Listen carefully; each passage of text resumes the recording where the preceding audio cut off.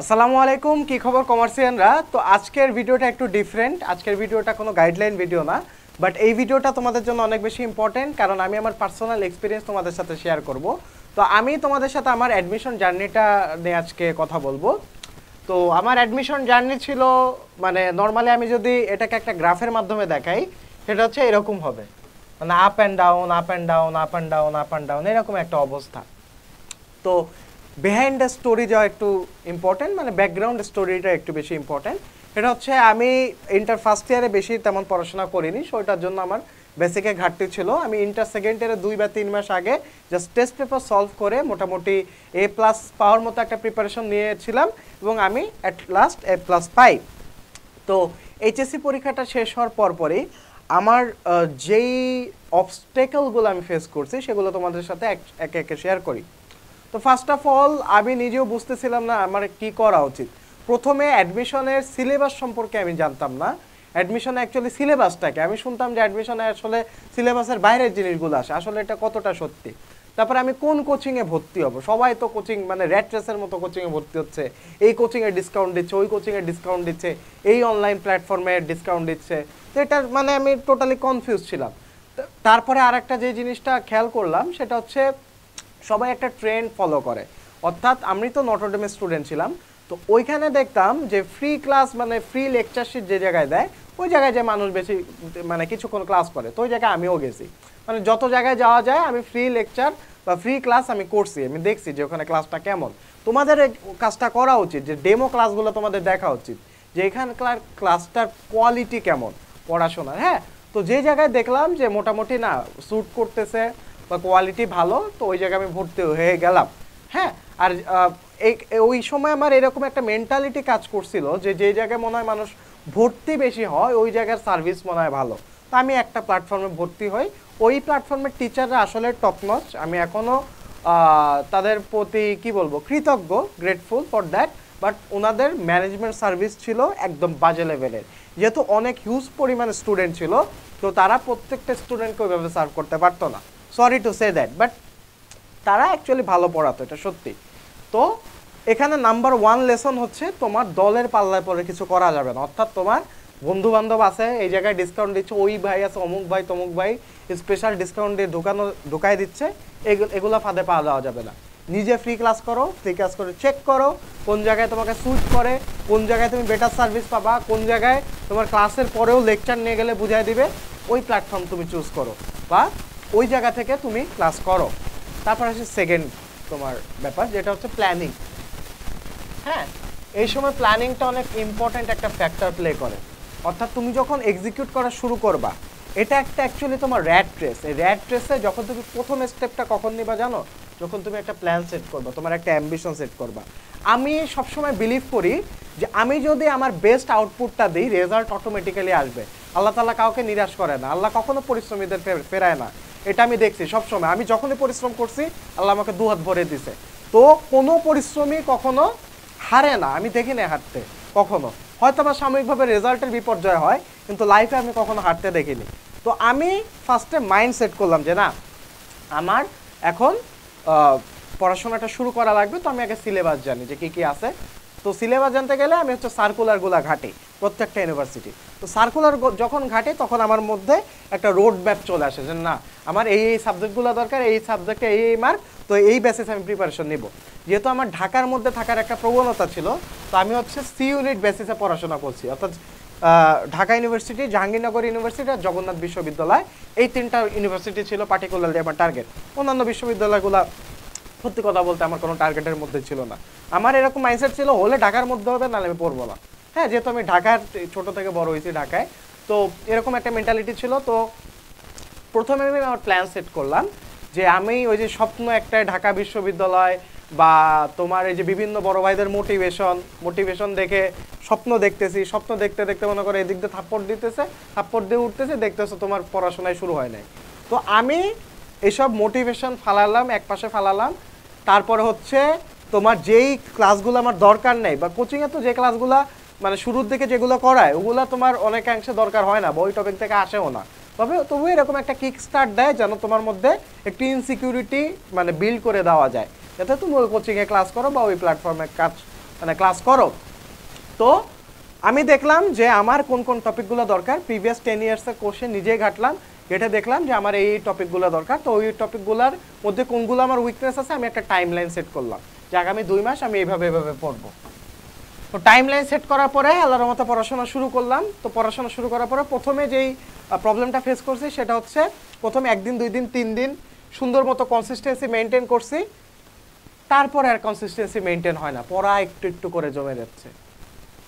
তারপর আমি কি করব, তারপর আমি যে কাজটা করলাম সেটা হচ্ছে আমি 2 মাসের যে একটা বড় প্ল্যান নিয়েছিলাম যে এই 2 মাসে আমি এই দিনে এই পড়বো, শনিবারে আমি ইংলিশ পড়বো, এরকম একটা প্ল্যান নিয়েছিলাম, ওইটা ফালাই দিলাম।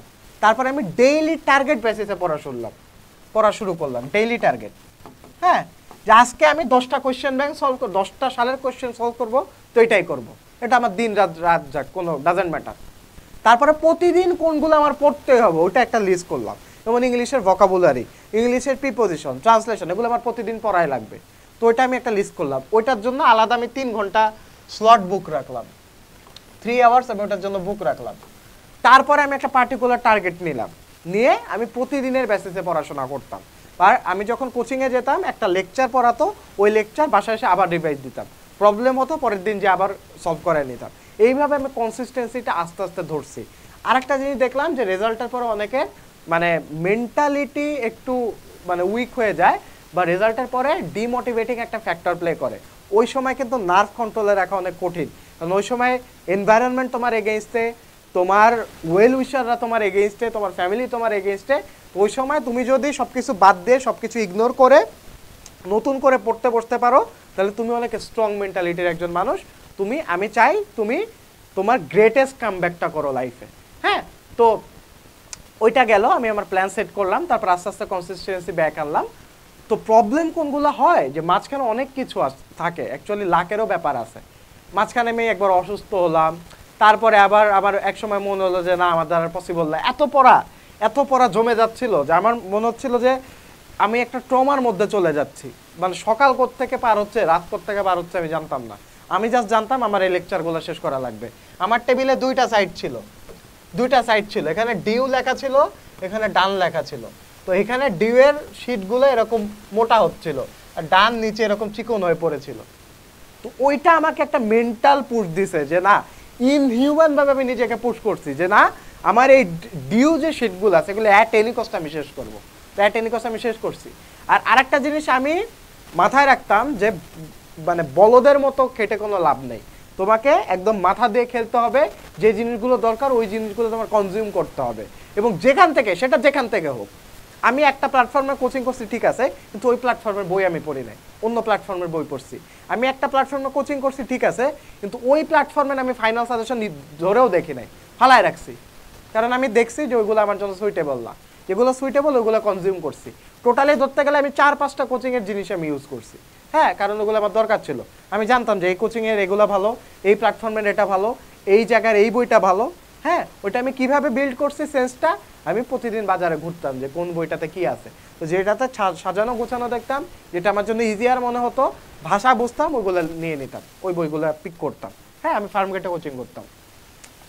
তো তারপরে যে আর একটা পার্ট আছে, যে পার্টটা যে মনে হয় যে আমার আর পসিবল না, সেটা হচ্ছে একদম শেষের পর্যায়ে এত পরিমাণ তোমার লোড পড়ে, এত পরিমাণ প্রেশার পড়ে, তো তখন মনে হয় যে ছেড়ে দিই।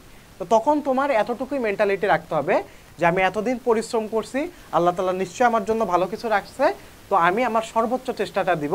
তো আমি সবসময় একটা জিনিস আমি বিশ্বাস করি যে ট্রাস্ট ইন দ্য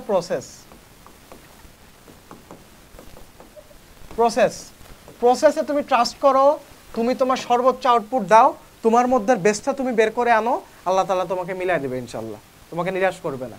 হ্যাঁ, কিন্তু তুমি টেবিলের সামনে যদি ঝুলায় রাখো স্বপ্ন একটাই ঢাকা বিশ্ববিদ্যালয়, স্বপ্ন একটাই টিএসসিতে চা খাবো, বা আমার অনেক ফ্রেন্ড আছে যে ফ্রেন্ডগুলো হচ্ছে অ্যাডমিশন কোচিংয়ে যে প্রেম করে বেড়াইছে।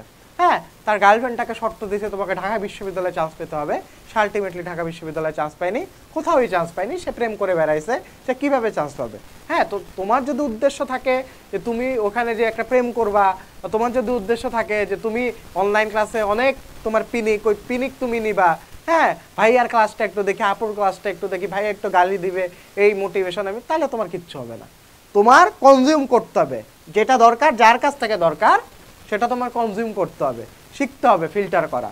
এই জিনিসটা অ্যাডমিশনের সময় খুব বেশি ইম্পর্টেন্ট। হ্যাঁ, তো লাস্টে যে আমার হচ্ছে আমি তো আমার এক্সামের ঘটনাটা বলি। তো প্রিপারেশন পার্ট মোটামুটি আমি বলছি কীভাবে প্রিপারেশন নিছি। তো এক্সামে আমি যেদিন দিতে যাই, তো আমার মোটামুটি মেন্টালিটি ছিল যে আমি এক্সাম হলে ঢোকার আগে কোনো প্রকার কোনো প্রেশার নিব না, আলাদা করে তোমার শীট মুখস্থ করব না, বা লাস্ট মোমেন্টে আমি কিছু দেখে যাব না। এতে আমি যতটুকু ইনপুট নিছি ওটা আমি হারাবো। তো আমার যতটুকু মনে আছে যে এক্সামের আগে আমি গান শুনতেছিলাম, এবং বাংলাদেশের যে খেলা, কারোর সাথে খেলা ছিল ন্যাশনাল টিমের, তো ওইটার আমি আপডেট দেখতেছিলাম। তো তারপরে এক্সাম হলে গেলাম, দেখলাম তোমার 6 থেকে 7 জন টিচার গার্ড দিচ্ছে। তো এরকম বড় একটা হলে আমার জীবনের প্রথম, হ্যাঁ একটু নার্ভাসনেস কাজ করছিল, বাট যখনই কোশ্চেনটা দিল তখন আমি দুনিয়া ভুলে গেছি, কোশ্চেনটার দিকে ফোকাস করছি। আমার টাইম ম্যানেজমেন্টের যে এতদিন প্র্যাকটিস করছি ওই প্র্যাকটিসটা খেয়াল ছিল। প্রথমে আমি ম্যানেজমেন্ট দিয়ে শুরু করছি যাতে আমার কনফিডেন্সটা বুস্ট হয়। দেখলাম না 12টার মধ্যে 12টাই পারছি, ইনশাল্লাহ 12টাই কারেক্ট হবে, কনফিডেন্সটা আমার অন্য লেভেলে চলে গেছে।